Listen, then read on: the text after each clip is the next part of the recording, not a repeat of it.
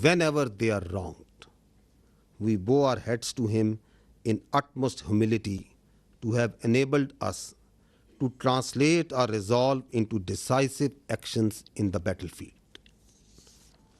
Our hearts and sympathies are with the wards and families of the Shohada, who sacrificed their lives for the beloved country, and our prayers are for the quick recovery of our injured countrymen.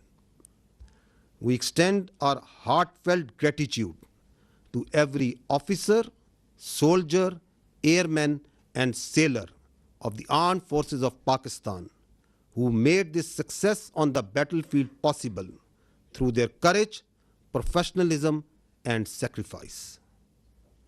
The armed forces of Pakistan express their profound appreciation and gratitude to the brave Pakistani nation whose moral strength, resolve, and above all, wholehearted support and prayers remained unwaveringly with us during these testing times, which became a force multiplier for the armed forces of Pakistan.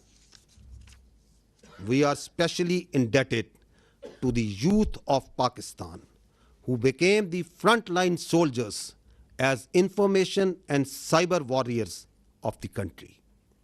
Profound thanks are also due to you, the vibrant media of Pakistan, who also stood like Bunyanum Marsoos, a steel wall against the Indian media information blitz and fuming as well as warmongering done by the Indian media. We are extremely grateful to the political leadership of all political parties without any distinction for the unified resolve in support of their armed forces for the defense of our motherland. The armed forces are specifically grateful to the inspiring leadership of the Prime Minister of Pakistan and his cabinet ministers for taking destiny-changing decisions of the country and steering it through this critical situation. Let me share now the operational details of Operation Bunyanum Marsoos.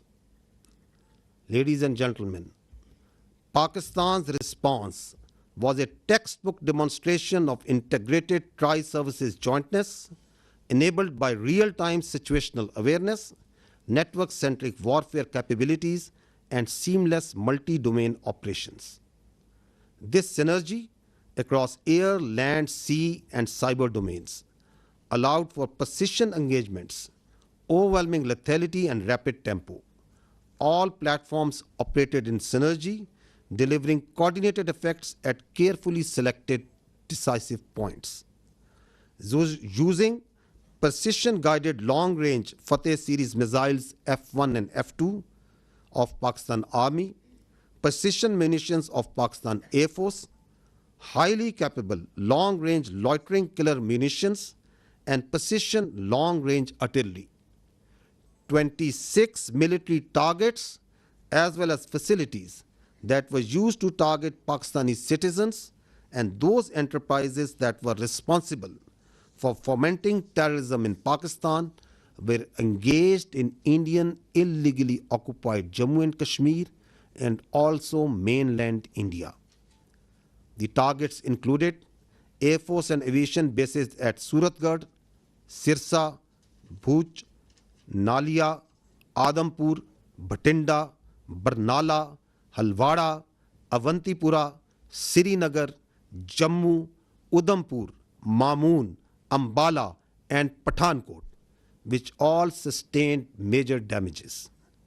BrahMos storage facilities at Beas and Nagrota were also destroyed, which had fired missiles on Pakistan, killing innocent civilians, our flower-like children, our ladies, and our elderly. S-400 battery system at Adampur and Bhuj was also attacked by our proud Pakistan Air Force. Military logistic and support sites which helped sustain this unlawful operation against innocent Pakistani civilians, like Field Supply Depot at Uri and radar station at Poonch were also targeted. Military command headquarters, which helped plan the operational killing of our innocent citizens, especially the children, including 10th Brigade and 80 Brigade at KG Top and Nowshera, were also destroyed. Facilities which harbored, train, and capacitate proxy elements that perpetrate terrorist attacks inside Pakistan, which kill innocent civilians, were specifically identified and destroyed. These include intelligence fusion support units and its forward field elements at Rajouri and Nowshera.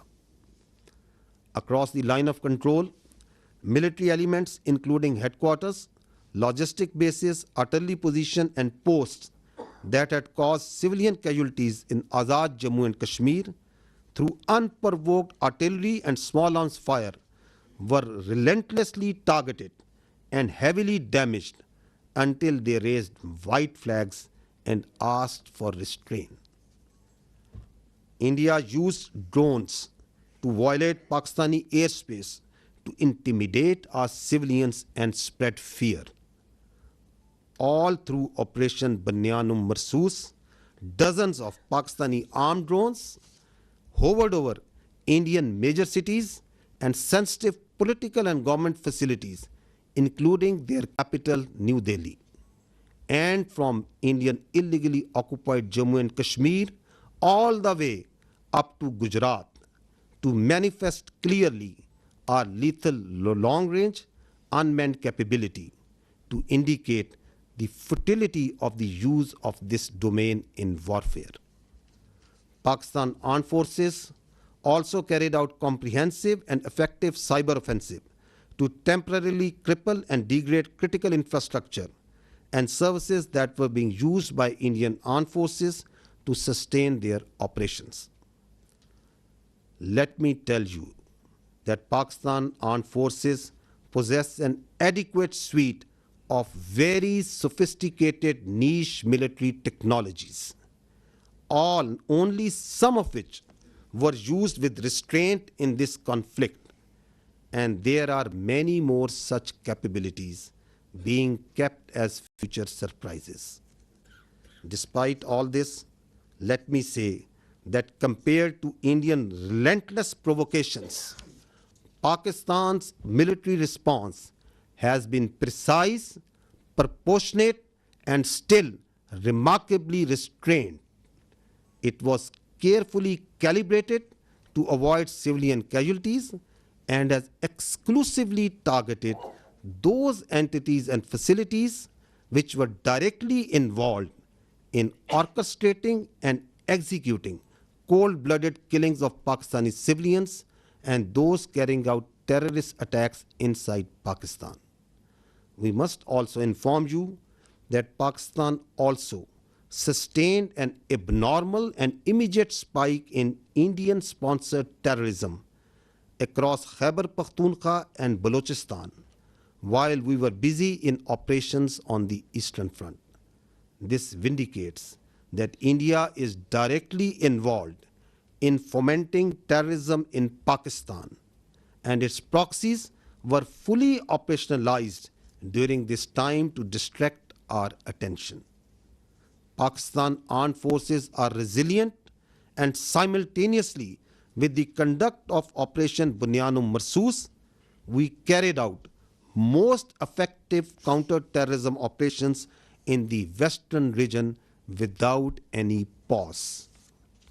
Operation Banyan Marsoos has been a great example of coming together of all elements of national power with overwhelming support of Pakistani public to effectively counter the threat to our national sovereignty and integrity and the threat to our great motherland. No one should have any doubt that whenever our sovereignty would be threatened and territorial integrity violated, the response would be comprehensive, retributive, and decisive. Pakistan Armed Forces thank and salute the Pakistani nation for its courage, resilience, and national fervor during this conflict. Let me finish with the Quranic verse from the Surah Anfal. وَيَمْكُرُونَ وَيَمْكُرُ اللَّهُ وَاللَّهُ خَيْرُ الْمَاكِرِينَ. They plan and Allah plans, and Allah is the best of planners. Pakistan Zindabad, Afwaj Pakistan Pindabad. Now, ladies and gentlemen, I will read out this statement in Urdu for our citizens of Pakistan in general. Bismillahirrahmanirrahim. آج میں آپ کو پاکستان کی مسلح افواج کے operation بنیان و مرصوص کی کارروائی اور اس کے نتائج سے آگاہ کرنا چاہتا ہوں، جو بھارت کی بزدلانہ فوجی جارحیت کے جواب میں کیا گیا۔ یہ حملے 6 اور 7 مئی 2025 کی درمیانی شب شروع ہوئے، جن کے نتیجے میں معصوم شہری، جن میں خواتین، بچے اور بزرگ شامل تھے، شہید ہوئے۔ پاکستان نے بھارتی جارحیت اور ہمارے شہریوں کے بےہمانہ قتل پر انصاف اور انتقام کا وعدہ کیا تھا۔ الحمدللہ پاکستان کی مسلح افواج نے یہ وعدہ پورا کیا۔ میں سب سے پہلے رب ذوالجلال کا شکر ادا کرتا ہوں رب ذوالجلال کا شکر ادا کرتا ہوں جس کی بے پایاں رحمت، نصرت اور مدد ہمارے ساتھ رہی۔ اللہ تعالیٰ نے مومنوں کو حکم دیا ہے کہ جب ان پر ظلم ہو تو وہ جواب دیں۔ ہم اللہ کے حضور سجدہ ریز ہوتے ہیں کہ اس نے ہمیں اپنی عزم کو فیصلہ کن عمل میں ڈھالنے کی توفیق عطا فرمائی۔ ہمارے دل اور دعائیں ان شہداء کے خاندانوں کے ساتھ ہیں جنہوں نے اپنی جانیں مادر وطن پر قربان کر دیں۔ ہم زخمیوں کی جلد صحت یابی کے لیے بھی دعا گو ہیں۔ ہم پاکستان کی مسلح افواج کے ہر آفیسر، سپاہی، ایئر مین اور سیلر کے بے حد مشکور ہیں، جنہوں نے اپنی جرت، پیشہ ورانہ مہارت اور قربانی سے میدان جنگ میں کامیابی کو ممکن بنایا۔ ہم پاکستان کی مسلح افواج، پوری قوم، خصوصاً نوجوانوں کے جذبے، حوصلے اور بھرپور حمایت پر دل کی گہرائیوں سے شکر گزار ہیں، جنہوں نے مشکل ترین وقت میں ہمارے حوصلے کو کئی گنا بڑھایا۔ ہم پاکستان کے ان نوجوانوں کے بھی مقروض ہیں جو سائبر اور انفارمیشن کے محاذ پر صف اول کے سپاہی بنے۔ ہم پاکستان کے متحرک اور بہادر میڈیا کے بھی شکر گزار ہیں، جنہوں نے بھارت کے پروپیگنڈا اور جنگی جنون کے خلاف بنیان و مرصوص یعنی ایک آہنی دیوار کی طرح کھڑے ہوئے۔ ہم بلا تفریق تمام سیاسی جماعتوں کی قیادت کے بھی ممنون ہیں، جنہوں نے سیاسی اختلافات سے بالا تر ہو کر وطن کے دفاع میں متحد ہو کر افواج پاکستان کے شانہ بشانہ کھڑے ہونے کا بہترین مظاہرہ کیا۔ مسلح افواج، بالخصوص پاکستان کے وزیر اعظم اور ان کی کابینہ کی قائدانہ صلاحیتوں اور جرأت مندانہ فیصلوں کی بھی قدردان ہیں، جنہوں نے ملک کو اس نازک موڑ پر درست سمت میں رہنمائی فراہم کی۔ خواتین و حضرات، اب میں آپ کو آپریشن بنیان و مرصوص کی تفصیلات سے آگاہ کروں گا۔ پاکستان کا جواب ایک نصابی نمونہ تھا، جس میں تینوں افواج کی مکمل ہم آہنگی کے ساتھ حقیقی وقت پر صورتحال کی آگاہی، نیٹ ورک سینٹرک وارفیئر اور ملٹی ڈومین آپریشنز کی مکمل صلاحیت بروئے کار لائی گئی۔ زمین، فضا، سمندر اور سائبر سپیس میں مکمل ہم آہنگی سے اہم اہداف کو تباہ کیا گیا۔ پاکستان فوج کے F-1 اور F-2 دور مار کرنے والے میزائل، پاک فضائیہ کے جدید پریسائز منیشن، طویل فاصلے تک مار کرنے والے لوئٹرنگ ایمونیشن اور جدید پریسائز آرٹلری کے ذریعے بھارت کے 26 اہم فوجی اہداف کو نشانہ بنایا گیا۔ وہ تنصیبات جو پاکستانی شہریوں کو نشانہ بنانے کے لیے استعمال ہوئیں، اور وہ تنصیبات جو پاکستان میں دہشت گردی کو فروغ دینے میں استعمال ہوتی ہیں، اور ان تنصیبات کو نہ صرف بھارتی غیر قانونی زیر تسلط جموں و کشمیر میں بلکہ بھارت کے اندر بھی نشانہ بنایا گیا۔ نشانہ بنانے والے فضائی اور ہوائی اڈوں میں ایئر فورس اور ایویشن بیسز سورت گڑھ، سرسا، بھج، نالیا، آدم پور، بھٹنڈا، برنالہ، ہلواڑہ، اونتی پورہ، سری نگر، جموں، ادھم پور، مامون، امبالہ اور پٹھان کوٹ شامل تھے۔ بیاس اور نگروٹا میں موجود براموس میزائل کے ذخائر جو پاکستانی شہریوں پر حملوں میں استعمال ہوئے ان کو تباہ کیا گیا۔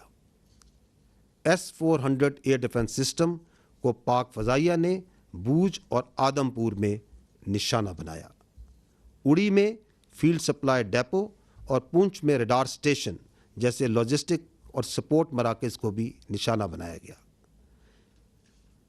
کے جی ٹاپ اور نشیرہ میں موجود 10 بریگیڈ اور 80 بریگیڈ کی کمانڈ تنصیبات کو بھی تباہ کیا گیا۔ یہ وہ تنصیبات ہیں جہاں سے بلا اشتعال فائرنگ کر کے معصوم بچوں اور عورتوں کو نشانہ بنایا گیا۔ راجوڑی اور نشیرہ میں موجود ملٹری انٹیلیجنس کی یونٹیں اور ان کے فیلڈ عناصر جو پاکستان میں دہشت گردی میں ملوث پراکسیز کو سپورٹ دیتے تھے ان کو بھی ختم کیا گیا۔ لائن آف کنٹرول کے پار وہ تمام آرٹلری، لاجسٹک اور پوسٹیں جو آزاد جموں اینڈ کشمیر میں سولینز پر فائرنگ کرتی تھیں ان پر شدید اور مسلسل جوابی کارروائی کی گئی، یہاں تک کہ انہوں نے سفید جھنڈے اٹھا لیے۔ بھارت نے ڈرونز کے ذریعے پاکستانی فضا کی خلاف ورزی کی تاکہ عوام میں خوف پھیلایا جا سکے اور ان کو ہراساں کیا جا سکے۔ اس کے رد عمل میں آپریشن بنیان و مرصوص کے دوران پاکستان کی مسلح ڈرونز بھارت کے بڑے شہروں انکلوڈنگ دارالحکومت نیو دہلی اور illegally occupied Jammu and Kashmir سے لے کر گجرات تک مسلسل پرواز کرتے رہے تاکہ پاکستان کی صلاحیت کا نہ صرف اظہار کیا جا سکے اور بلکہ یہ بتایا جا سکے کہ اس ڈرونز کے ڈومین کا موجودہ وارفیئر میں کوئی فائدہ نہیں۔ پاکستانی افواج نے بھرپور سائبر حملے بھی کیے جن کے نتیجے میں ان بھارتی اہم مواصلاتی اور انفراسٹرکچر نظام کو مفلوج کیا گیا جو کہ بھارتی افواج کے استعمال کر رہی تھی۔ یہ یاد رہے کہ پاکستانی افواج کے پاس ایسی کئی جدید جنگی صلاحیتیں موجود ہیں جن کا کچھ کا استعمال اس تنازع میں محدود سطح پر کیا گیا اور کئی صلاحیتیں آئندہ کے لیے محفوظ رکھی گئی ہیں۔ ان سب اقدامات کے باوجود میں واضح کرنا چاہتا ہوں کہ بھارت کی مسلسل اشتعال انگیزی کے مقابلے میں پاکستان کا رد عمل نہایت درست، متوازن اور محدود نوعیت کا رہا۔ ہر ہدف جو ہمارے معصوم شہریوں کے قتل یا پاکستان میں دہشت گردی میں براہ راست ملوث تھا ان کو احتیاط سے نہ صرف منتخب کیا گیا بلکہ انشور کیا گیا کہ عام شہری متاثر نہ ہوں۔ ہم یہ بھی واضح کرنا چاہتے ہیں کہ جب مشرقی سرحد پر افواج پاکستان دفاع میں مصروف تھیں تو خیبر پختونخوا اور بلوچستان میں بھارتی سرپرستی میں دہشت گردی میں غیر معمولی اضافہ ہوا، جو اس بات کا دوبارہ ایک ناقابل تردید ثبوت ہے کہ بھارت پاکستان میں دہشت گردی کو اپنی پراکسیز کے ذریعے فروغ دے رہا ہے۔ تاہم افواج پاکستان نے مغربی محاذ پر بھی انسداد دہشت گردی آپریشنز کو بغیر کسی وقفے کے کامیابی سے جاری رکھا۔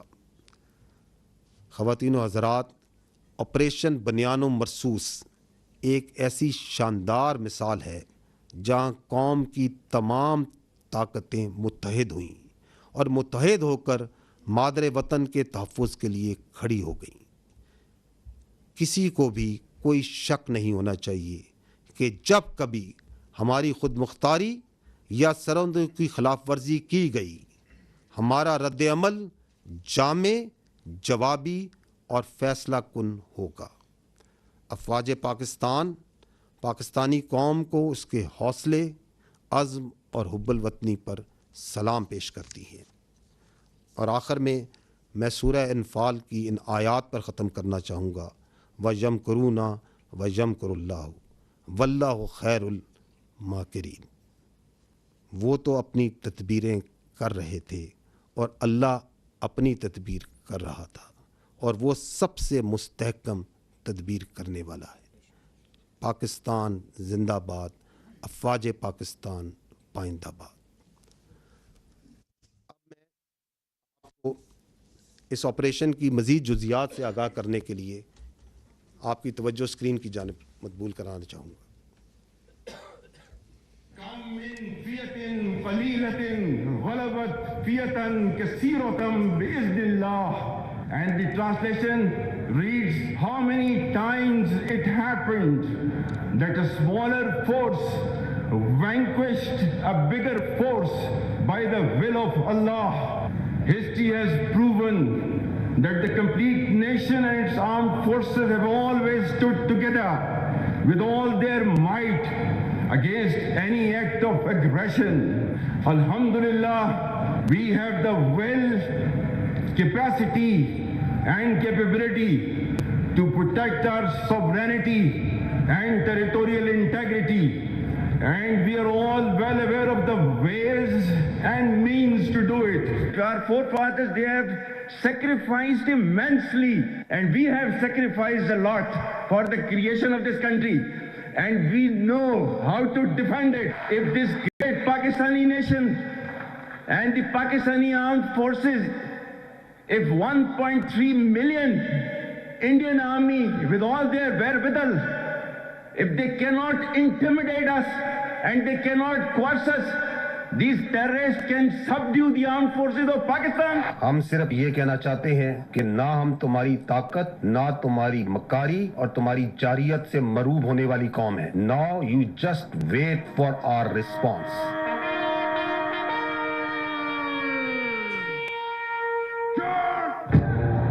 Bismillahirrahmanirrahim. Today on 10th May at the time of Fajr, we have given a strong punch to our coward enemy. Alhamdulillah.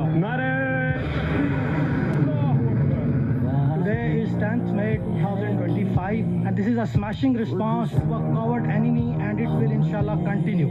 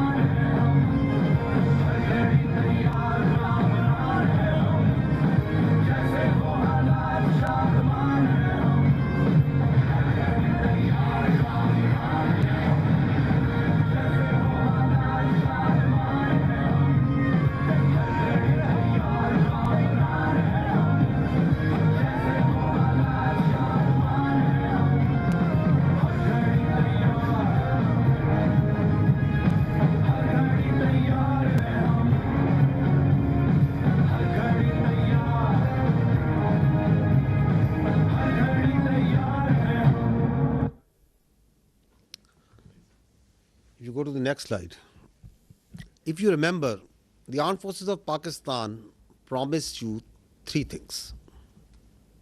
We told you that we will give a befitting response to Indian aggression. We told you and we told the nation that, however, this response will be at the time, place, and method of our own choosing. And we also told the nation that when we will hit the Indians, the entire world will come to know.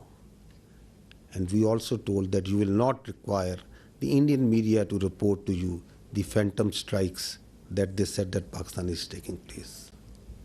Didn't we tell you all these three things? We told you. And we also told you that as these armed forces say, we ardently love to embrace Shahadat far more than you fear death. So, gentlemen, this is how it culminated. Now I will show you another clip which will tell you the story. Pakistan says the country has launched a retaliatory military operation against India. Operation Bunyan ul Marsus, which translates to a firm wall of lead, is targeting military facilities in India. We have seen this pattern of strikes in the morning, then retaliatory strikes at night. It is hard to imagine from this moment where I stand that New Delhi won't want to respond. Pakistan's army said an eye for an eye. It claimed that the counter-offensive is ongoing and that it's targeting air bases in India from which missiles had been launched. Just after morning fresh, there were series of loud explosions were heard across Jammu and Kashmir, including Uri, Nagrota, Jammu, Udhampur, as well as the major cities of Srinagar and Jammu. Pakistan decided to launch a massive retaliation that included fixed-wing aircraft as well as drones and also cyber attacks. They hit 8 air bases inside of India and Indian-controlled Kashmir. Important distinction, these are India proper as well as in Indian-controlled Kashmir. And those air bases, one of them they say that they've hit a sophisticated air defense system, and another one that they say that they've taken out a missile storage tank. Pakistan's military says the strikes are in retaliation for what it calls Indian aggression. Islamabad claims it has hit multiple military targets near the line of control. Pakistan responded with a relentless, a massive barrage of missiles and rockets, they say, Pakistan says, into Indian military facilities, bases inside India, air bases, weapons storage, and along that disputed line of control in Kashmir against military bases there. They say that this, from the Pakistan perspective, their communications, how they were communicating with Secretary Rubio, that really put India on the back foot. It didn't know what had happened. India, according to Pakistan, reached out to Secretary Rubio, reached out to the Saudis, reached out to the Turks, reached out to others to find a diplomatic off-ramp, got engaged after that onslaught in diplomacy, but telling the mediators that they were going to go on a pause on the Indian side. घबराहट एक तो लोगों की नजर आ रही है क्योंकि तमाम एयरबेस ध्वस्त होते हुए नजर आ रहे हैं, आग के गोले में बदले हुए नजर आ रहे हैं। सबसे ज्यादा जो चर्चा है वो ये कि जब आप अपने एयरबेस को नहीं बचा सकते तो जनता को क्या बचाएंगे। बड़ी खबर निकल के सामने आ रही है, पठानकोट एयरबेस ते हमला होया है। जी हां दादी के पठानकोट एयरबेस ते हमला होया, दूसरे पासे जम्मू एयरबेस ते हमला होया। ये पाकिस्तान की साइड से है, देखिएगा। अब हमें आवाज़ से ही पता लग जाता है, जो सीटी बजाता हुआ तेजी से आता है और हमारे करीब जोरदार आवाज़ के साथ फटता है, वो पाकिस्तान की तरफ से फेंका गया, पुंछ पर फेंका गया। देखिए उन्होंने जो किया है, पठानकोट, पठान हमारा आगे जिसको हम कहें एडवांस एयरबेस है, बहुत है।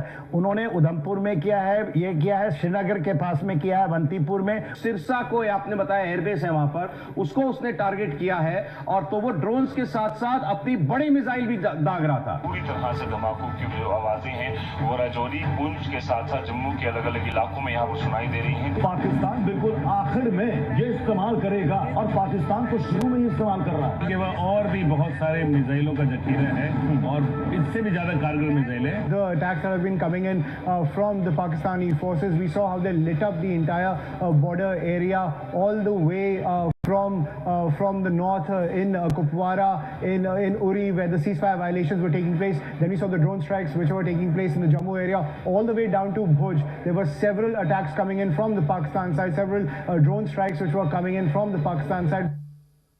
So again, remember and see that didn't the whole world hear and report? Because that's what we promised. Your armed forces promised and delivered that.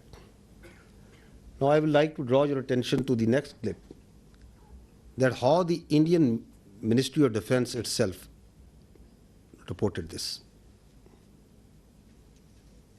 Pakistan military continued with its provocations, carrying out aggressive actions employing multiple threat vectors all along the western border. Pakistan employed UCAV, drones, long-range weapons, loitering munitions and fighter aircrafts to target infrastructure. Pakistan military also resorted to air intrusions using drones and firing of heavy caliber weapons along the line of control. Air intrusion and several harassment attacks were also attempted from Srinagar till Nalia at more than 26 locations. Damage was sustained to equipment and personnel at Indian Air Force stations at Udhampur, Pathankot, Adhampur and Bhuj. There were also several high-speed missile attacks noticed with heavy damages to other military stations in Kupwara, Baramulla, Poonch, Rajouri and Akhnur sectors continued. Indian Armed Forces reiterate their commitment to non-escalation provided it is reciprocated by the Pakistan military. भारतीय सशस्त्र बल दोहराते हैं कि वे तनाव वृद्धि नहीं चाहते, बशर्ते पाकिस्तान भी ऐसा ही व्यवहार करे. So did you find even there from the Indian statements that did Pakistan attack anything other than military targets? No. Did any international media, even Indian media, what are they reporting? Precise targeting of the military installations, posts. We told you that we don't target civilians. Our religion does not allow us. Our culture does not allow us. Our professionalism of these armed forces doesn't allow us. That we will never target civilians. So they are even acknowledging that. And they are also saying that once they received the message, once they got the message, then who asked for non-escalation? Who requested that they want non-escalation, that the things should go down? So it's for all to see. So now I will request first Vice Admiral Rab Nawaz to give you a short brief on the naval operations that were part of the Operation Bunyan-e-Marsoos, followed by Air Vice Marshal Aurangzeb on the air operations. And after that, we will take your questions and answers. Thank you. Thank you, sir. Ladies and gentlemen, I'll very briefly talk about the role of Pakistan Navy in the defense of Pakistan during this particular crisis. And by the grace of Almighty Allah and with Almighty's help, we were able to defend Pakistan's sea frontiers and deter an enemy which is numerically superior. We kept the enemy at bay, and I'll just briefly talk about how we executed our operations. So essentially, protection of Pakistan's maritime interests and seaworld defense, that is the task of the Navy. And Alhamdulillah, with the help of Almighty Allah, we were able to do that. On any given day of the year, we maintain perpetual readiness. And what that means is that our ships and submarines, they are stocked up, all the military logistics are stocked up. And for us, the transition from peace to war is not only swift, it's almost invisible. And when this false flag thing happened in the Indian illegally occupied Jammu and Kashmir, we immediately mobilized and we completed the operational deployments of Pakistani Navy fleet units and also the coastal command units in matter of hours. Our submarines, our ships and aircraft, they were in their respective areas where they were supposed to be, and we were ready to thwart any aggression from the sea. And go on to the next slide.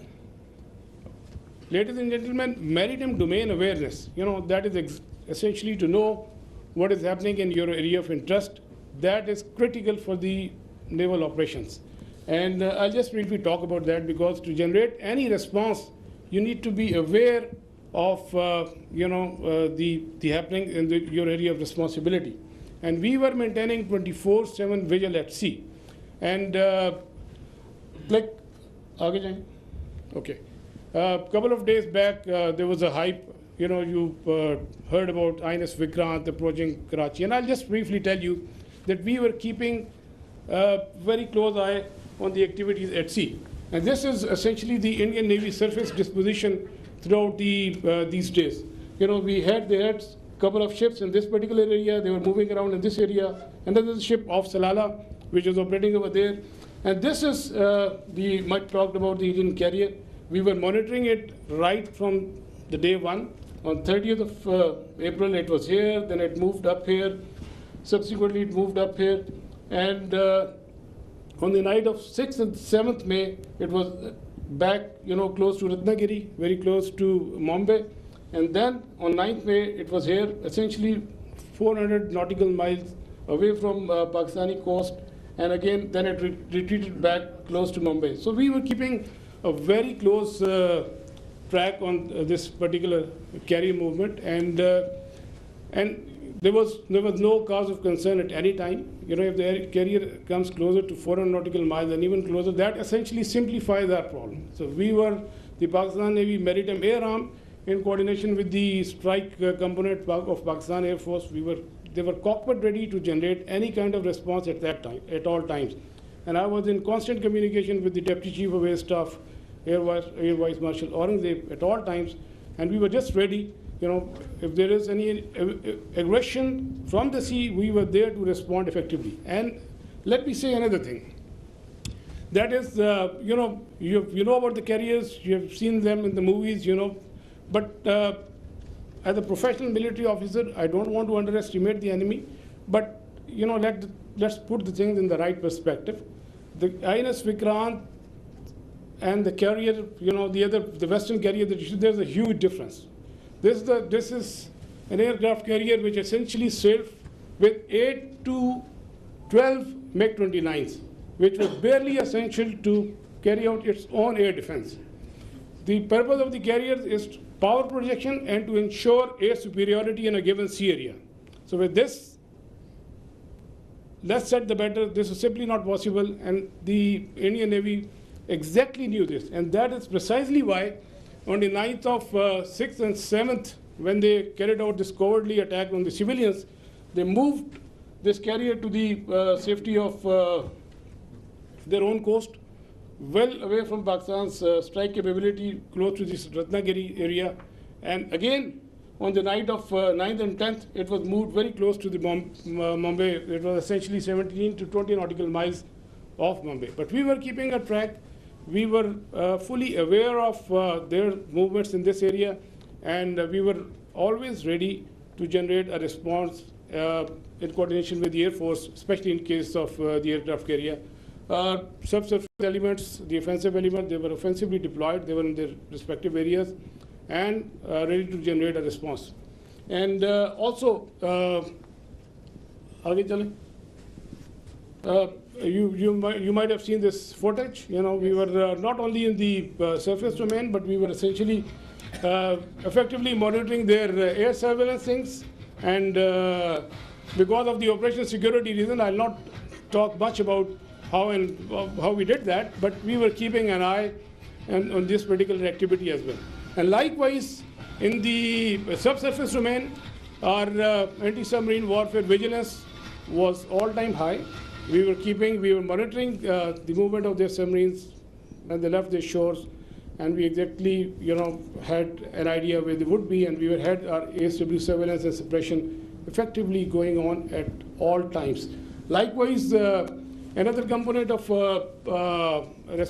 Pakistan Navy's responsibility is the defense of the Creek area. We had our coastal command units deployed over there in close coordination with headquarters 5 Corps elements, Pakistan Army elements, and they were poised to defend this particular area in case of any aggression from the south.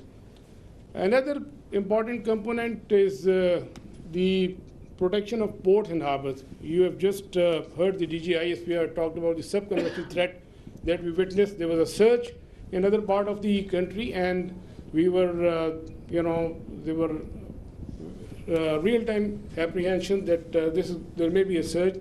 So we ensured the protection of all ports and harbors of Pakistan, and coastal command elements, they effectively played a very, very important role in this. And just to mention that on the night of 6 and 7, when they carried out the attack on Pakistan, we were fully ready to respond to any aggression from the sea. We were just ready, and but the enemy chose not to come over. It was essentially not a matter of choice. I would say it was a matter of compulsion, because enemy fully understood the cost it would have incurred had it ventured from the sea. And likewise, वापस जाइएगा, go back please, go back. And a few words about the missile threat that you have talked about. You must have heard the enemy missile attack. We were keeping a very close eye on enemy deployment in this area, from where they can potentially launch a missile threat towards Karachi. We were fully aware, and we had our response ready to in that eventuality. And go on to the next slide, please. Ladies and gentlemen, all operations, whatever we do in the military domain, they are to create certain effects. We look for the effects, and the effect that we created, we were able to resolutely, with our posture, we were able to deter the Indian Navy despite its numerical superiority. Number of times have more assets and more forces, and with an annual budget of like $13 billion. So Pakistan Navy, with its potential, with its posture, with its capability, was effectively able to deter the Indian Navy from doing any venture from the sea, alhamdulillah. And that is very, very important. That is essentially the job of the Navy, to ensure that the free flow of trade continues. That's the backbone of the economy. Our 95% of trade is through the sea. Alhamdulillah, we were able to ensure that the shipping continues, the free flow of trade was ensured, and we were able, all our ports and harbors, they remained open. And you can Google yourself. So what was the case on the other side? You can Google about Kandla and Mundra, and there was some disruptions, but that you can check for yourself. But alhamdulillah, we were able to effectively ensure this. Next. We had a wonderful inter-services synergy, very effective communication, and like I said, I was in constant touch with the DGMO and the Deputy Chief of Air Staff Operations. At all times, we fully coordinated our operations, and alhamdulillah, and I think that's really successful for execution of maritime operations. Aage chale. Alhamdulillah, we came up to the national expectations. We ensured defense of Pakistan's maritime frontiers, and we were able to deter the enemy from any adventurism from the sea. And ladies and gentlemen, let me tell you that we remain ever ready to thwart any aggression from the sea at all times. So we will keep our guard. We always keep our guard, and inshallah we will keep our guard in days to come. And last but not the least, I'll end my presentation that the next time when you think of Pakistan Navy and the silent guy, please remember that with the help of Almighty Allah, our actions will always speak louder than words. Thank you very much, and I request AVM Aurangzeb. So the Indians didn't choose to come on the sea. Now you understand why. أعوذ بالله من الشيطان الرجيم بسم الله الرحمن الرحيم وتعز من تشاء وتذل من تشاء بيدك الخير وهو على كل شيء قدير. On behalf of Pakistan Air Force, Chief of the Air Staff, Pakistan Air Force, I stand here with you all with deep-rooted humility and gratitude. I am so thankful for Allah helped us in achieving whatever we desired, even whatever we deserved, more than what we deserved. For being able to be up to the task for PF, as they say, second to none. Yes. Ladies and gentlemen, as the DG ISPR mentioned, I am Deputy Chief of Air Staff Operations. I'll pick up from where I left day before yesterday. PF versus IF, 6-0. The PF's response has strengthened Pakistan's national security, alhamdulillah. And it has even strengthened our commitment, the enduring commitment the PF has for stability and peace. But I have no doubt, and I can say with assurances, that the real genius and the mastermind, the cerebrum behind the design and the aim and the structure, the game plan of PF was the Chief of the Air Staff, Air Chief Marshal Zahir Ahmed Babad Sidhu. He asked us to do 3 things in our response: re-establish deterrence, neutralize key threats, retain control of air. And I will show you in my presentation how we try to do that. Slide. During the befitting response that we generated in our first episode, we attrited the IF's pride, the Rafales, resulting in this entire fleet almost coming to a standstill at a ground position. You could see that they were not flying after that, at least not close to their western border. This reduction in flying to bare minimum actually reduced their liberty of action. They curtailed their options. Slide. This is the Pakistan's air defense environment. Pakistan air defense environment is offensive, it's integrated, it's credible. And I'll show you. IF initiated having no space with their manned aircraft, they initiated with their unmanned aircraft operations, targeting Pakistan's civilian population and their infrastructure. Here you see all these spots all across the swath of drones and UAVs who are coming inside our territory, which is being picked up by all our radars from the moment they were entering, even before that. Slide. Now, PF's air defense environment is suitably configured to detect enemies' low RCS radio radar cross-section, high and slow speed platforms. That you can see that they are all visible by the time they are entering. Slide.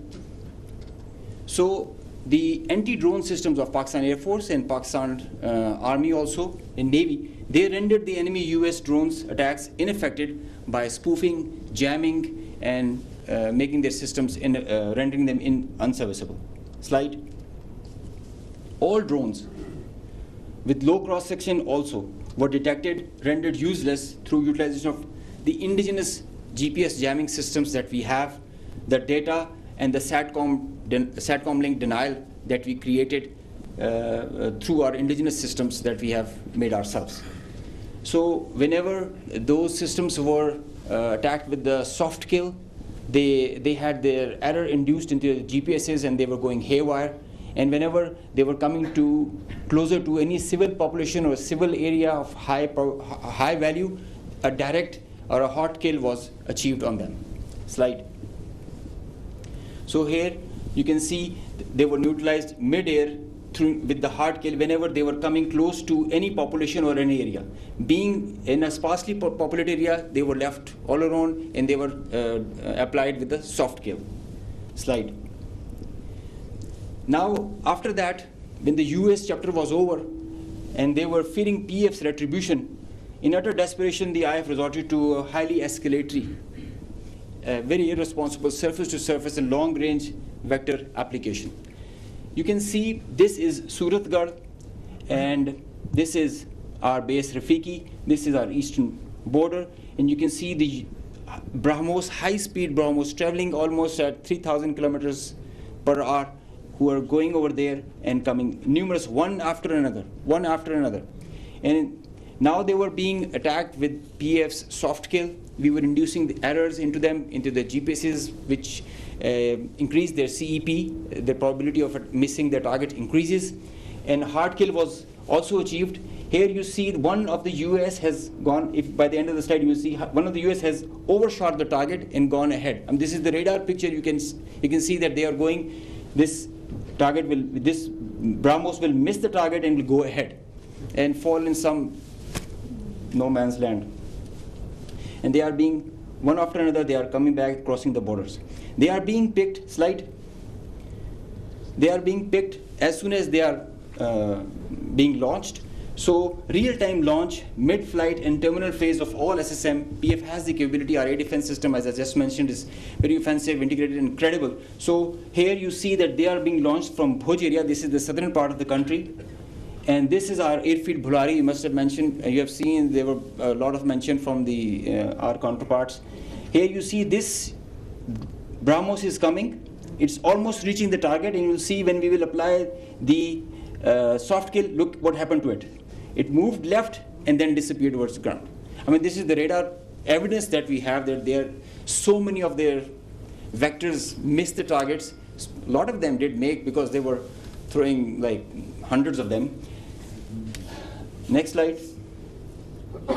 There is one more very interesting thing that I would like you to all see. This is where it is launched from our eastern side towards Jaisalmer. This is our airfield Shahbaz, Jacobabad. Now this BrahMos is crossing on top of Shahbaz, and it is going towards our western border, almost to our neighboring country, towards that. You can see this is going there. It's going ballistic. Now they are not even threatening their neighbor. They are threatening the regional stability of the whole continent and the larger area. So effective sensor to shooter grid that was made by PAF, and the potent hardened soft kill capability that led to the missed target opportunities for lots of their surface to surface and long range vectors. Slide. Now this is another thing that I want you to all to see. This is a launch of a high speed projectile that has been launched from their area surrounding Adampur. Now these are the vectors where our radars are picking them, and it is disappearing short of Amritsar area within their own territory. I mean, this is the most absurd kind of a targeting psychology or practice that you would see, that you are not only targeting neighboring countries to your enemy, if they consider it, and your own people as well, jeopardizing their safety. I mean, this is the high-speed project impacting within own territory, and we have other pictures for that also. This is the repeat occurrence that happened the other night also. Slide. Now the PF's response, I would like you all to pay attention to that, because this is kind of a dizzy slide, but I will go one by one so that it's all clear. PF's response, PF's effective spectrum warfare, which supplemented the kinetic ops that we envisaged to take. The integrated, seamless, synchronous utilization of EW, cyber, and space domains, coupled with the synergetic all-domain offensive response, which orchestrated following a very intricate targeting mech, the mechanism that we undertook to engage the targets, of swift, calibrated, effect-based approach to operations, which was undertaken across complete swath of the Indian Western Front. Now you have seen in the video montage that the whole border was exposed by PF and our armed forces. So starting from the north across LOC till Kandla, with targets including airfields, ammo dumps, as far and as deep as Delhi. I mean, you can say something about Islamabad, which is a stone's throw distance, and Delhi, with, as the DG ISPR mentioned, some other cards up our sleeves with more ranges. The Barnala C2 Center, which is the heart of their IACCS, and other airfields, Nalia Bhuj and Kandla, as they mentioned. You can see, Google it also so that you can see the effects. PF's hypersonic missiles, unmanned force, standard weapons, and long-range vectors all were on the menu for the multi-domain operations that we undertook. So PF utilization of niche and disruptive capabilities struck deep inside the enemy. And there were like hundreds of drones that were there. Hypersonic, engaged targets, deep, precise, lethal, destructive. Slide. Just go back. I will explain the slide that is coming ahead. So our aim was to achieve ascendancy in effects so that we manage the escalation. Throughout the conflict of whatever length it was, we had the escalation management at our side. So within a short span of time of couple of hours, we had really saturated our friendly neighborhood. Next slide. This much talked about S-400 threat. As I mentioned that we were giving special attention to the Rafales in the air, so we gave our remaining part of our attention to the S-400 on ground. Now identifying S-400, attacking them is a easier part than identifying it on ground because it is mobile, it's a high value thing, and you guard it. It's kind of a center of gravity. So we were tracking through our satellite imagery well before the hostilities, as we usually do. So we had pinpointed S-400. As you can see, we knew that this is parked. It's cheeseboard radar and the other part of the radar, the other constituents of the whole S4 battery. Slide. These coordinates, go back, these coordinates were ortho-rectified by our space department so that you have a very precise engagement. Whenever you are throwing and employing long-range vectors, you really need very precise coordinates so that you don't miss. So S-400 was at Adampur was targeted like that. Next. As I mentioned, some niche technologies and capabilities were employed. So our loiter munition and killer drone strike at PF. At Udhampur, you can see this was their complex and command and control, magnified before and after. It's not there. Now these kind of pictures, loads of pictures are there for targets. So I need not to show them. They were saying it themselves, as you saw on the montage. So PF's response remained very effective, very potent, and very effect-based. Slide. Time and place of own choosing, displaying bold, aggressive, and unwavering resolve of military leadership. Now I must take a moment to mention what kind of a pressure you have when this kind of a conflict arises, and I must appreciate the leadership, both the Chief of the Army Staff and Chief of the Air Staff, both. They were both very resolute and very clear in giving instructions to all of us who are the players towards the Navy, Army, and the Air Force. And that is perhaps the reason we were so sure about it, what we have to do. In speed and direction, sometimes you have to prioritize direction more than the speed. So we had the correct directions to follow. Slide. With unprecedented reach, precision, lethality, while avoiding collateral, as you have seen in the video montage. PF hit maximum number of IF airfields in a single operational package since 1971, because they crossed the international border since that, so we had to do that. Slide. While re-establishing deterrence, Pakistan negated the setting of a new normal under the hegemonistic design of a supremacist regime through swift and effective response. Slide. On a closing note, from Pakistan Air Force, PF remains committed to ensure Pakistan's airspace sovereignty and pursue peace with strength. Thank you. So, ladies and gentlemen, after these presentations, you can understand that Army, Air Force, and Navy, the tri-service synergy that was exhibited, and all the three services acted jointly like one body. And just a mention on the air bases that were targeted by the Indians. We have the post-damage assessment report from all. There has been certain infrastructure damage. Of course, there has been. Only one aircraft has minor damage, which will be repaired and soon operational again. So, because the air defense system of Pakistan worked efficiently and very effectively. A few examples of that have been given to you by the AVM Aurangzeb. The drones that came in, 84 were shot and they never went back. And we also promise you that they can send anything. Whatever they will send, it will not go back. So that's a promise also that we kept. So now we can start with the question and answer.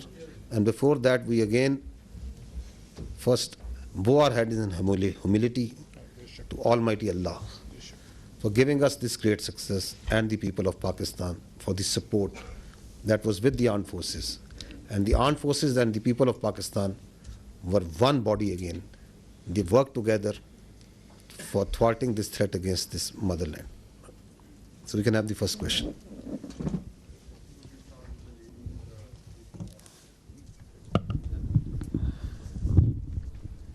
Thank you very much, sir. Thank you very much, sir. This is Sumaira Khan from Sama Television. And first of all, let me convey the pulse of the nation as well. They cannot reach you in person, every one of them, but the heart of felicitation is indeed with you from the masses of Pakistan, specifically youth, you mentioned very rightly. My question is, in that whole span of escalation, the Indian government had been issuing extremely provocative statements regarding initiation of war, and not just the government, but unfortunately their media was also, to me it seemed very war frenzy. And but in that whole time, in the meanwhile, I saw Pakistani side and I saw you very defensively responding to all the hegemony and Indian aggression. So I just wanted to know that it was part of your strategy. What was that? Or you never wanted that escalation to rise to all those levels? And a quick comment from Aurangzeb as well, that the multi-domain, how would you elaborate it? How did you incur it in the PF strategy to kill the Indian side in the battlefield? Thank you. So as far as question to the escalation is concerned, let me say it. The reality is that in a conflict which is between two rival nuclear powers, such a conflict is actually an absurdity. And it is inconceivable and sheer stupidity. Why? Because that conflict can lead, in the case of Indo-Pakistan, India-Pakistan, can lead to the peril of more than 1.6 billion people. So, in reality, there is no space for war between India and Pakistan. And if anyone wants to carve out this space for war, he is actually carving out space for mutual annihilation. So that is why you saw that in this conflict, Pakistan acted in a very mature manner. And through conventional forces, we maintained escalation control. Through conventional forces, we gave them a two-notch up response, while also ensuring that these forces, the Pakistan Army and the other forces that were employed on the Western Front, on the counter-terrorism operations, no pull is also exerted on them. Thank you.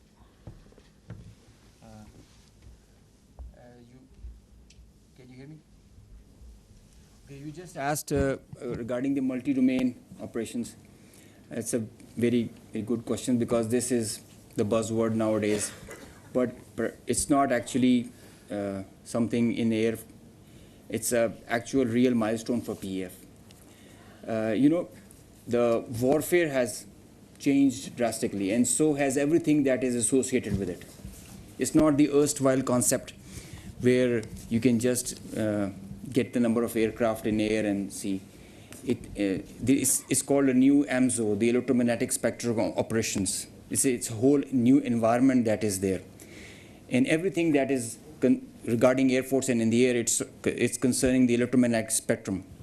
Now, air supremacy has to be preceded by a spectrum supremacy. And if you control the spectrum, you control the conflict. So Pakistan Air Force, and especially this is a thing that is pursued so vigorously by Chief of the Air Staff, that we have to have that spectrum warfare capability. And you saw how we manifested it. It is a combination of EW, space, cyber, air, land, and sea, command, control, communication, infrastructure, information. All these things, they are in the wider spectrum of electromagnetic operations. And that is how you create an environment. You create an EW web that you manifest in the whole operations. It has to be choreographed at each step, at when to administer what. And it has to be preconceived. I mean, you can't do it randomly, and you cannot just do it on your whims. So you have to understand the whole idea and whole architecture. It might get pretty technical, but multi-domain operations is the need of the day, and all those air forces who kind of relegate it, they end up in the wrong side of the barrel. So Pakistan Air Force prioritizes it. We have our own Spectrum Warfare Operations Center, which is controlling the even in a small battle or an engagement to a larger campaign. Because now all the players who are there, all aircraft, they have so much of sensors, and there's so much of fusion going on, the data links, the software-defined radars, they're all thriving on the electromagnetic spectrum or being challenged by it. So each player is taking a campaign-level decision, the kind of information he is having. And if he doesn't get that information, he is redundant. So electromagnetic warfare is the need of the hour, and multi-domain operations is what carries you, propels you to perform and achieve the mission success with mission survivability, denying the same to the enemy. Thank you. My name is Kiran. I'm from the Khorasan Diary. Sir, I have two questions on what basically I need confirmation. Is that one, when President Trump tweeted about the ceasefire, they said that Pakistan and India can talk in a third country. और अभी जो शाम में Indian authorities की meeting press conference हुई है, they said that the DGMOs spoke, in which Pakistani DGMO asked for ceasefire first. And tomorrow there is a call already planned at 1200. Meanwhile, the IAF said that their operation is still continued. So what is Pakistan's strategy tomorrow when the two DGMOs are going to talk? And the second thing is that, as international media also reported, that Pakistan has Indian pilot in the custody. So do we have Indian pilot in our custody? And if we have, are we going to return her or him? So I can confirm you very clearly, we don't have any pilot in custody. This is all social media chatter. This is all part of the multiple source of fake news and propaganda that keeps on, that has been generated from multiple sources. As far as your first question is concerned, let me say it very clearly and put it on record. Pakistan never requested. The fact of the matter is that on the night of 6th and 7th May, once those ghastly and cowardly attacks were made, the Indians requested after those attacks. And Pakistan gave a very clear response that we will communicate back only after we have given the response that this and retribution that this act deserves. So on 10th of May, after that response and retribution, that just retribution, targeting not the civilians, but those military establishments, those units, those places from where the attack on the civilians, the innocent civilians, the children was made once they were neutralized and taken out. And on the request and intervention of the international interlocutors, we responded to the already made request of the Indians. And if you see publicly, what's on the public record? What I have shown you just now. What was the public position of the Ministry of Defense of the Indian Armed Forces? Who was asking for non-escalation once the just retribution of Pakistan Armed Forces have gone? So I think the record publicly, the facts speak for themselves.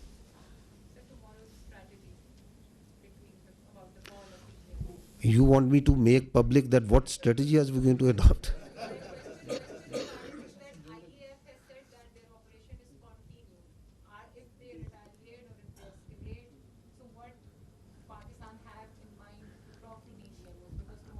For any threat, anything that they can pose, posture, your armed forces are always vigilant and ready.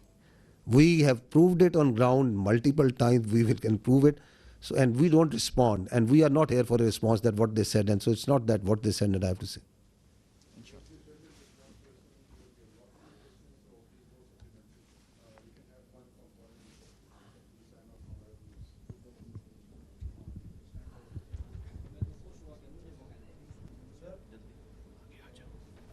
Thank you very much. Okay, I'll come to you after that. Thank you very much. Saima Shabir from Arab News. Sir, my question is related to tomorrow's meeting by DGMOs. Pakistan has declared the suspension of Indus Water Treaty as an act of war. So if tomorrow on the agenda, this Indus Water Treaty suspension is on the table and India does not call it off, I mean, it does not regulate it again, and it is suspended till the time. So what would be the strategy by Pakistan Army, because Pakistan has called it an act of war? So the position of the government of Pakistan on the Indus Water Treaty is absolutely clear, and no further comment is needed on that.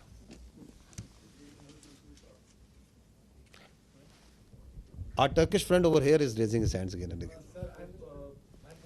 Skardu, okay. I thought you are from the Andolo news agency.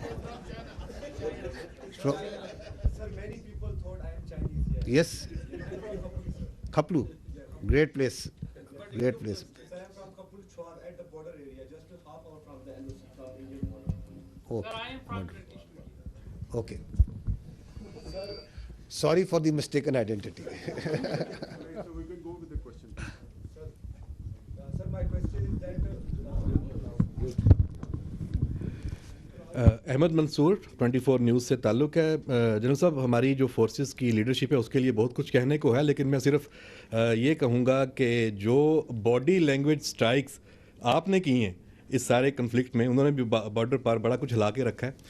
सवाल sir मेरा ये है कि मसला कश्मीर एक ऐसा है कि उसकी वजह से दो एटमी जो ताकतें हैं वो एक खौफनाक जंग पूरी दुनिया को हिला के रख देती है। इस दफ़ा फिर यही हुआ। और अभी जो सदर ट्रंप ने अभी जो दूसरा ट्वीट किया है, उन्होंने मसला कश्मीर को एक मुतनाज़ा इलाका करार दिया है, उसका जिक्र मुतनाज़ा खित्ते के तौर पे किया है। तो इंडिया तो इसको अपने तौर पे इसको गैर मुतनाज़ा कहे बैठा है, लेकिन क्या ये एक बड़ा नादर मौका नहीं है, सुनहरी मौका नहीं है पाकिस्तान के पास कि अब इस जो कन्फ्लिक्ट के तनाज़र में अब चूँकि दुनिया भी राब्ते में है, सबकी नज़रें हैं इस पे, तो पाकिस्तान दोबारा मसला कश्मीर को आलमी सतह पे लेके जाए, कोई इस मंतकी अंजाम इसका हो जाए? Kashmir remains central to the dispute between India and Pakistan. And peace between India and Pakistan will always elude till the time there is not the resolution of the Kashmir as per the United Nations resolutions and as per the will of the people of Kashmir. So that is important to understand. Till the time that is not done, there cannot be enduring peace between India and Pakistan. So this military conflict has once again put Kashmir right as the flashpoint, which needs to be resolved, which needs to be as per the will of the people of the Kashmir. And you have alluded to the tweet and the international path, rightly understanding that this issue of Kashmir needs to be resolved.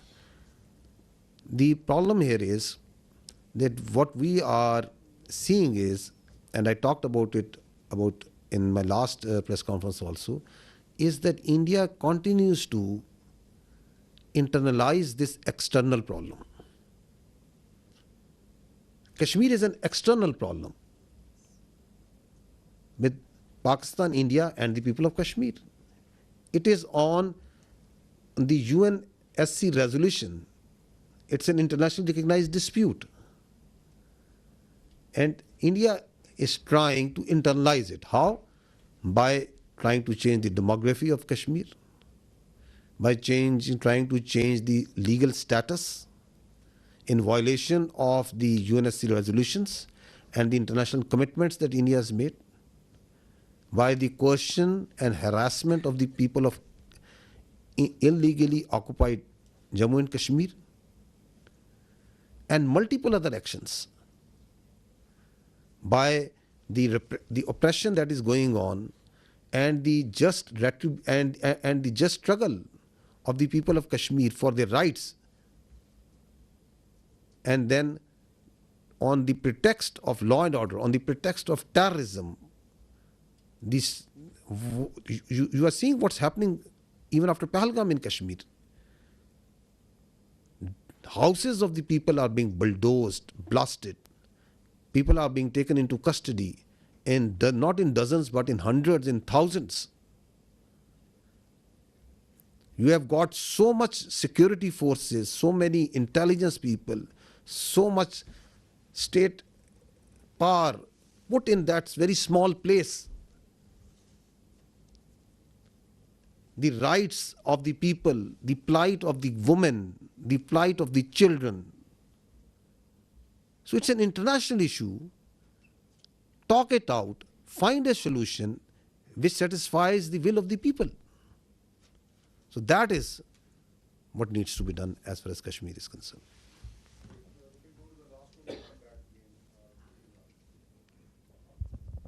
Sir Mohammad Imran सुनो news से sir मेरा question ये है कि क्या international guarantees दी गई हैं कि जो सीज़ फायर है वो कोई लंबे अरसे के लिए सस्टेन कर सकेगा? You see, being the spokesperson of the armed forces of Pakistan, I can state with 200% certainty that the Pakistan armed forces are holding the line of control ceasefire. No violation is being made by Pakistan Army or the armed forces. Because we are a professional army and we strongly abide by the commitments that we make, and we follow in letter and spirit the orders of the political government. That's what the professional army does. Now, if you see in reality what's happening in Pakistan, Pakistan is celebrating peace. You go to the streets and towns of Pakistan, the Pakistanis are celebrating peace. Does it make any sense for Pakistan to start violating the commitment that we made? It doesn't make any sense. Because we are a peace-loving nation. Peace within and without. However, if there is any aggression, we will respond, and we respond then.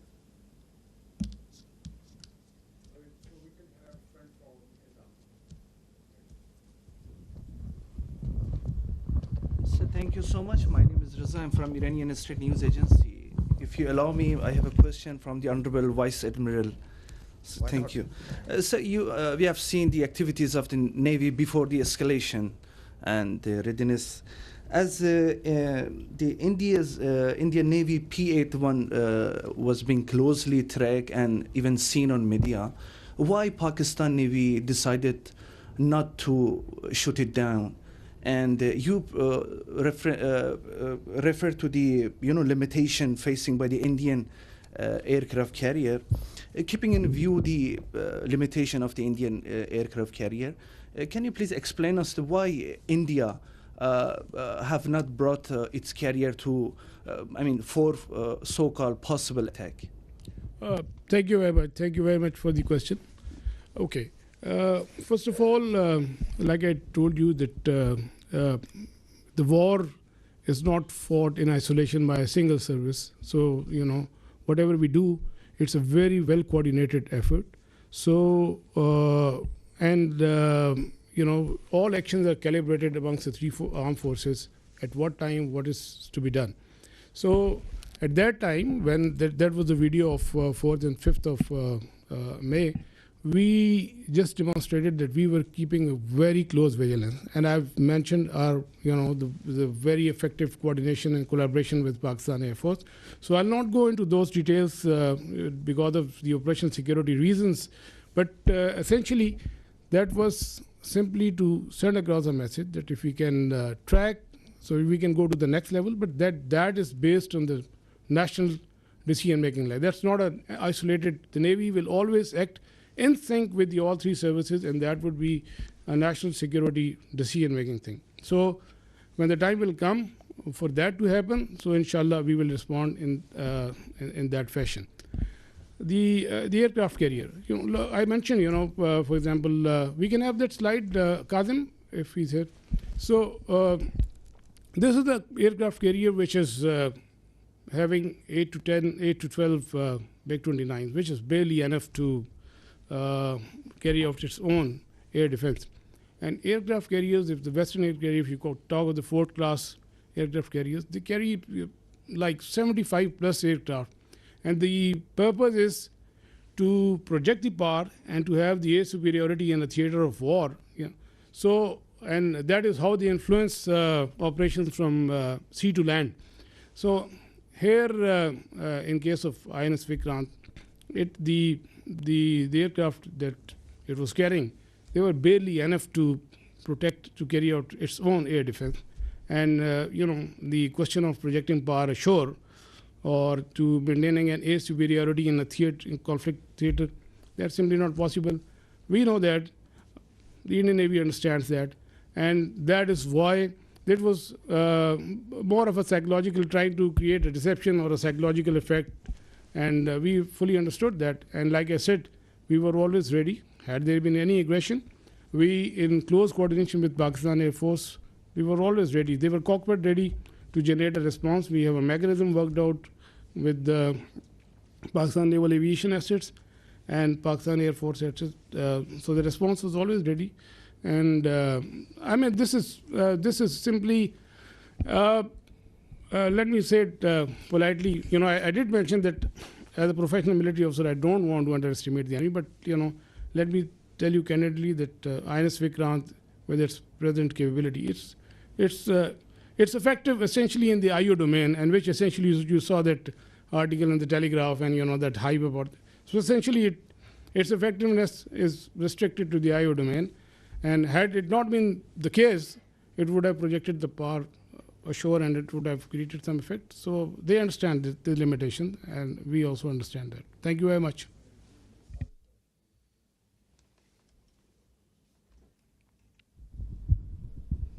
जना साहब जी, Khalid Mahmoodi express TV से। जना साहब, Indian media ने जो 3 दिन में तूफ़ान बर्पा किया, उसको तो हम अच्छी तरह जानते हैं, उसका जवाब भी उनको दिया गया। आज जो उनकी स्पोक्स पर्सन थे, मिलिट्री स्पोक्स पर्सन, उनकी आज प्रेस कॉन्फ्रेंस हुई, उसमें उन्होंने बताया कि बहावलपुर में जो उन्होंने टारगेट किया था, उसमें रऊफ़ नामी शख्स को उन्होंने टारगेट किया था और उसको वो बहुत हाई वैल्यू टारगेट अचीवमेंट उसको शो कर रहे हैं। आप बताइएगा कि क्या ऐसा कोई वाक़या वहाँ पे हुआ और इसकी हकीकत क्या है? I think this question was discussed day before once we had the last press conference. And because this was discussed in this point was made by this, so we have pulled out the same video clips. So I'll just see that first, so that you can see what the fact of the matter is. If you can, if we can run that clip, because the reality is for everyone to clear, is obviously for everyone to see. So you see, yes, this one. If you just stop here. So this is the Indian High Commissioner in UK who is showing on international media picture of a person leading the prayers. You can see that. Now he is saying that this man is brother of an alleged person who is in incarceration, and that this man is the brother of that terrorist, the alleged terrorist that they say. Now run this. If you can run this clip. This person here is a sanctioned terrorist under the American sanctions regime. His name is Hafiz Abdur Rauf. So he's saying, stop here. So he's saying he is Hafiz Abdur Rauf, who is a sanctioned terrorist, and this terrorist is leading this prayer. So he is a High Commissioner of the Indian government. No, go ahead. That you're mentioning. Look who's behind it. Pakistani military. Look at the coffins there. They have the Pakistani national flag. Masood Azhar's brother has been killed in Operation Sindoor. That's Maulana. Now stop here. Rauf Azhar. Masood Azhar. Kindly, please. So what he's saying now, their media is saying that no, this person has died. So at the same time, he's dead for them. At the same time, he's alive for them, to whom to believe. So what we did was, we tried to reach out this man, because there was a person who was leading the prayers. Now we'll show you that man. Abdul Rauf Azhar killed in Operation Sindoor. Your own Pakistani military has said that Masood Azhar's family has been killed. I'm quoting the Pakistani military. No, stop here. No, please stop here. Kindly, please. No, the misinformation that is being spewed from the Indian side is being also picked up by international media, because they push it out so aggressively and so much that a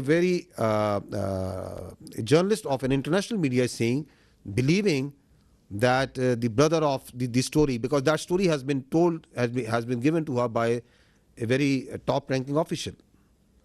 And she's saying that the military officials of Pakistan have said that. Where is that record? At what time ISPR, myself, anybody has said and made any comment about him? Now, he is this man. His name is Hafiz Abdur Rauf, who is actually leading the prayers. And listen to him what he's saying. जी एक जनाजा पढ़ाने की मुझे बड़ी ही शदीद तकलीफ है और रंज भी है कि बगैर किसी तस्दीक के, बगैर किसी तहकीक के मेरे बारे में इतनी बड़ी बड़ी बातें और बैनुल-अक़वामी चीज़ें बयान कर दी हिंदुस्तान ने और उनके मीडिया ने, जो बिल्कुल ही मुज़क्किर खेज़ है, जिसका हक़ाइक़ से क़तन कोई ताल्लुक़ नहीं है। मेरी ज़िंदगी सबके सामने है। मेरे माँ बाप उस्ताद थे, मैं खुद तालीम दोस्त आदमी हूँ। मैंने पहले कॉलेज में पढ़ा, स्कूल में पढ़ा और बेहतरीन मेरी एजुकेशन रही। So he's saying, I am surprised that I am being talked by the Indian media. So my parents were teachers. He's got 3 daughters, son, and he is born in March 1973. You can see his details, family details and everything over here. So we are actually surprised that even today, then again, they have come out with the same thing. So it is now getting, it's a little flabbergasted that whatever they are telling, why they are telling, and what to believe, what not to believe.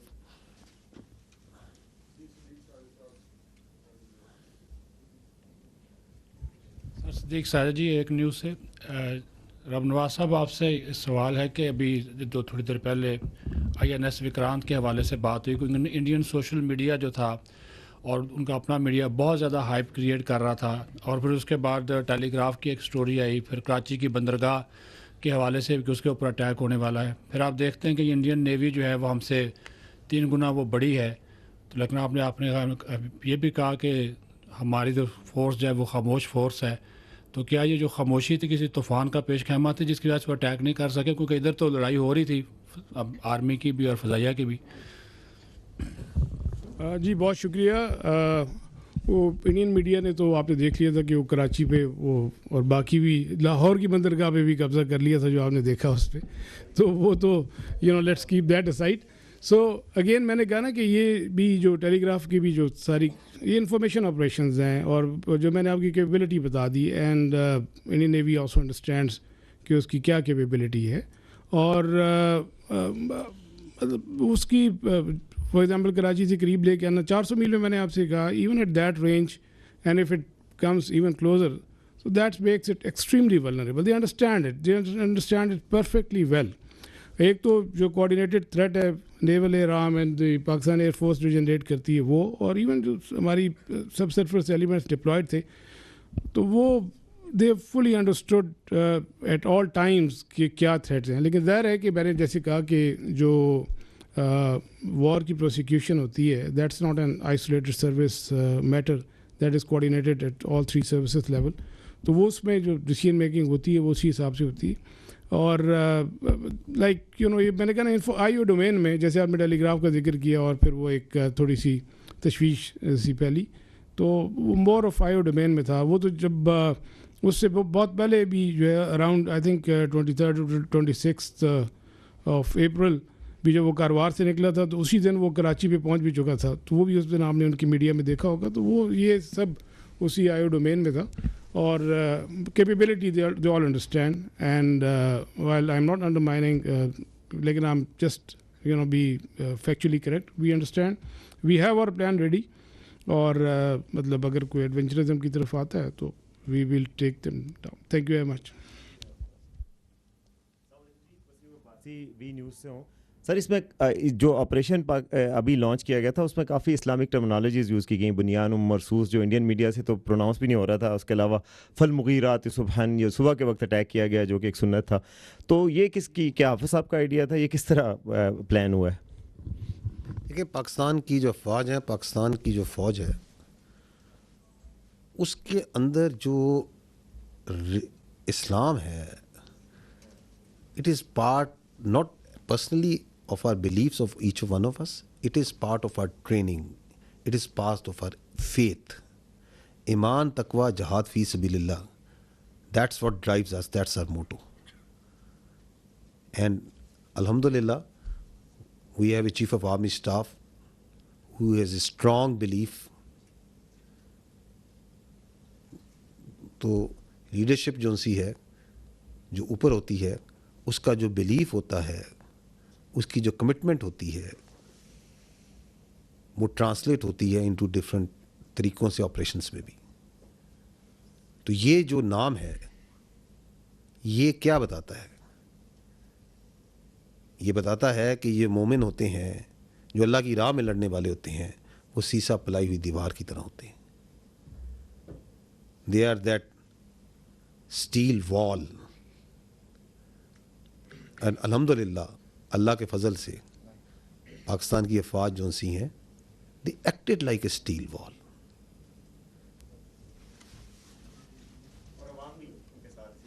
جی بغیر کسی شک کے میں نے اس لیے شروع میں کہا کہ سب سے پہلے ہم اللہ سبحانہ و تعالیٰ کے آگے سجدہ کرتے ہیں شکر کرتے ہیں.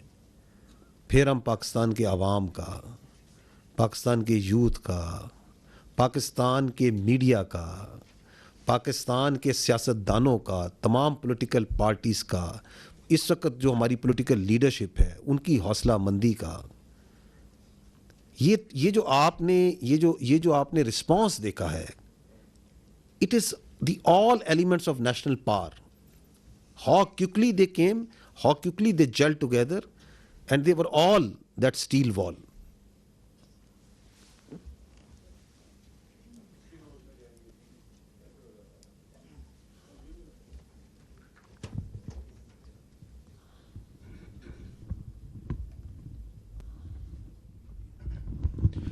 Sir Faisal Raza Khan, I am from PTV World.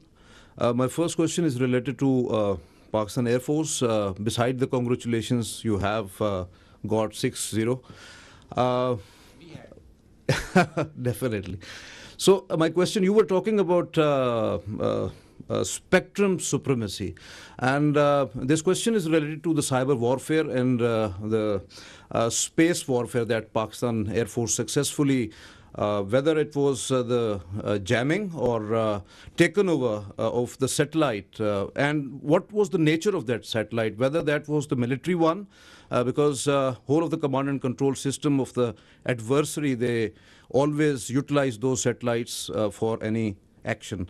That's one. And with the silent guy of Pakistan Navy, Vice Admiral Rab Nawaz Sahab. Sir, in Pulwama, we have seen on 4th of March 2019 when Pakistan Navy successfully detected the Indian nuclear-capable submarine. And in Navy terminology, we always say detection means destruction. So beside P-8I Poseidon, whether you have taken over any sort of a signature of the Indian submarines, because in submarine warfare, most of the times naval assets, number one is the submarine that always go off the harbor and get into the enemy territory. So have ever you have got any sort of a signature in any sort of your asset, from any sort of your asset, any signature of the adversary? Thank you, sir. Sir, please. Thank you very much. Thank you very much for your question. And you're right that we did make a mention of that detection on 4th of March in 2019 after the Pulwama incident, when we detected one of the submarines south of Pasni at that time.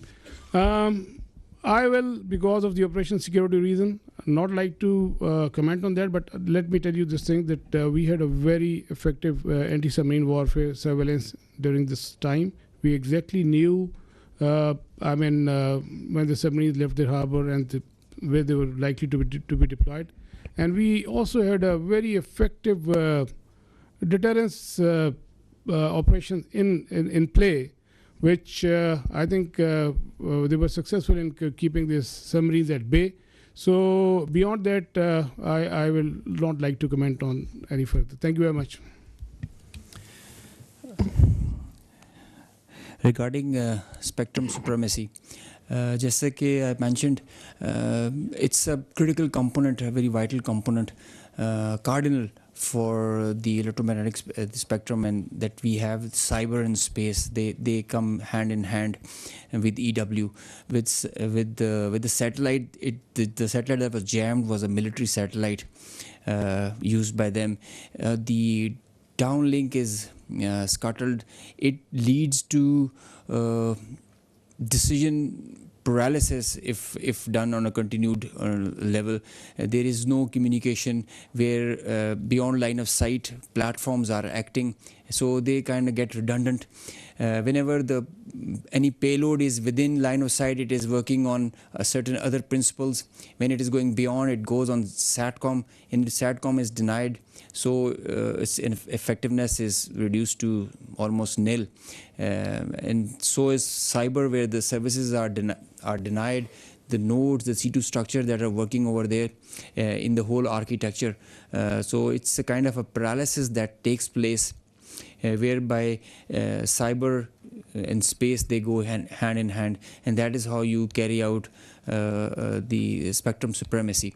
I just mentioned it is Pakistan Air Force is really going into it with full momentum. Our Chief of the Air Staff is leading this initiative, whereby we are entering into this domain, and it gives you cross-domain effects. When one side is applied and multiple levels, you get the outcome, the providence and the dividends. So this is the new warfare. This is तरफ से दूसरा हो गया आप Rafale का कर लो जी देखें choice I guess आपने बात की स्टेट्स is absurd